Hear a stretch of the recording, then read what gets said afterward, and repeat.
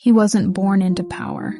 He had no fortune, no connections, no roadmap, just a restless mind and a dream that refused to die. Steve Jobs was born in 1955 in San Francisco. He was adopted as a baby and raised in what would later become Silicon Valley.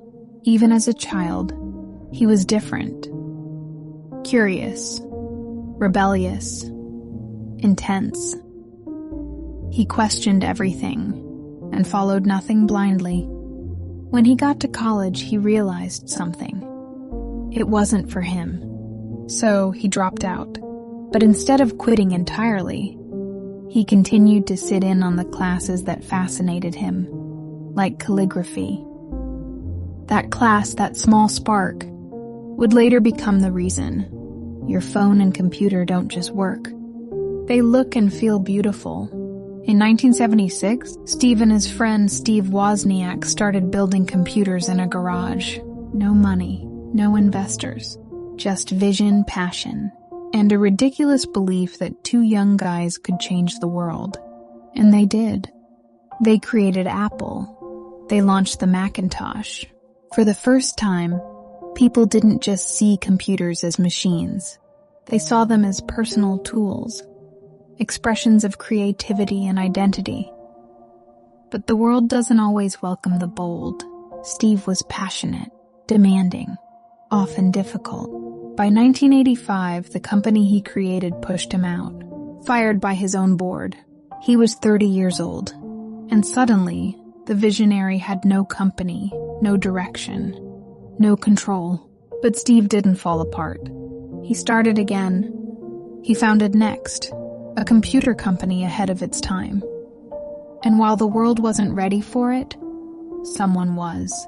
At the same time, he bought a small animation studio no one had faith in. He renamed it Pixar, and with Toy Story, he changed animation forever. Then something unexpected happened. Apple was failing. The company he once built was on the edge of bankruptcy, so they brought him back. And that's when the revolution really began.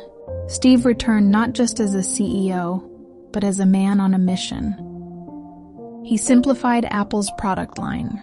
He focused the company.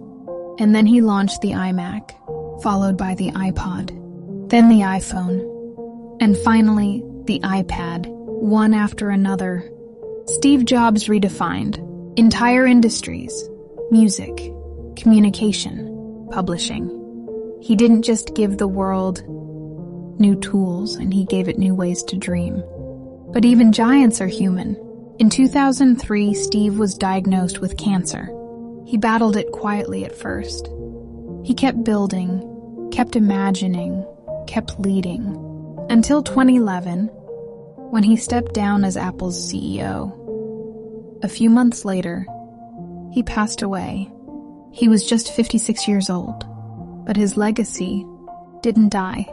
It lives in your pocket. It lives on your desk.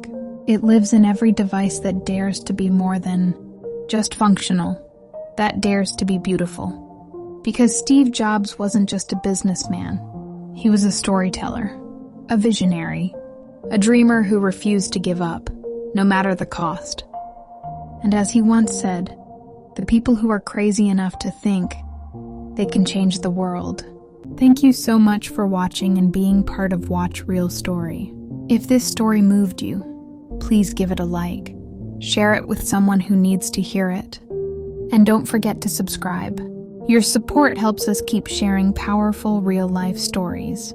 Take care, and I'll see you in the next one.